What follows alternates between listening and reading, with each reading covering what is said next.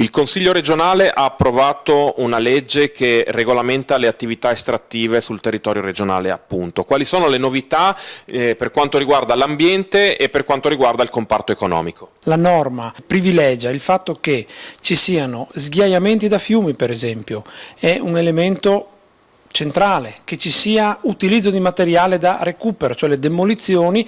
In Italia soltanto il 20% viene riutilizzato, nel resto dell'Europa si arriva anche al 70%. Di conseguenza le nuove autorizzazioni, non gli ampliamenti, ma le nuove autorizzazioni vengono in seconda battuta. Inoltre, sempre dal punto di vista ambientale, esistono delle cave dismesse, cioè cave che non hanno avuto il ripristino ambientale. Su quelle ci possono essere delle operazioni soltanto se c'è il ripristino ambientale, che un tempo non è stato fatto, quindi con l'idea di recuperare il territorio delle ferite già fatte. Dal punto di vista economico, quali sono le novità?